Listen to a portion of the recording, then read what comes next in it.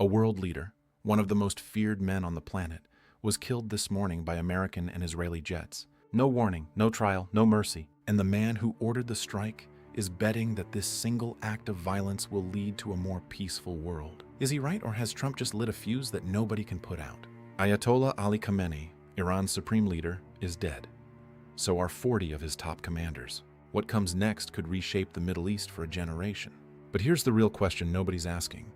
Can you actually win a war of ideas with airstrikes? Because Trump isn't just fighting Iran. He's fighting an ideology that has existed for over 1,000 years. And the last time America tried to change a Muslim country by force, it didn't go well. To understand why this is so hard, you have to understand what America is actually up against. It's not just a government, it's a worldview.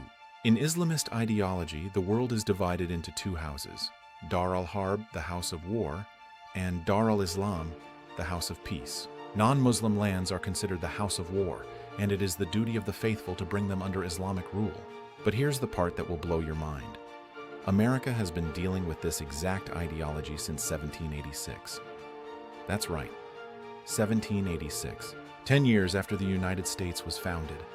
Thomas Jefferson and John Adams traveled to London to meet the ambassador of Tripoli. Pirates had been seizing American merchant ships and enslaving the crews. Jefferson asked, "Why?" The ambassador's answer was chilling. It was their religious duty, he said. Any nation that had not accepted the Prophet was fair game, to be plundered, to be enslaved. And any Muslim who died doing it was guaranteed paradise. Jefferson was so disturbed he bought a copy of the Quran to study the enemy he was dealing with. Sound familiar? America has beaten a warrior religion before, and the playbook was brilliant. In World War II, Japan's soldiers believed their emperor was literally a god. Dying for him was the highest honor imaginable. Kamikaze pilots flew their planes into enemy ships, not because they were forced to, but because they believed they'd ascend to a sacred shrine as divine spirits. Sound familiar? Because Muhammad Atta and the 9/11 hijackers believed something eerily similar. So how did America break Japan's death cult? General Douglas MacArthur did something simple, devastating, genius. He published a photograph of himself standing next to the emperor. That's it, one photo. But for the Japanese, it was world-shattering. For the first time, they saw their god's face, standing next to an American general. The illusion collapsed. The emperor wasn't a god. He was just a man. And once the Japanese people understood that, they stopped seeking glory through conquest. They started selling cars and televisions to the people they'd tried to destroy. Can Trump do something similar in Iran? Here's the brutal truth. Bush tried this in Afghanistan. He tried it in Iraq. Both times, America left behind chaos. Why would Iran be different?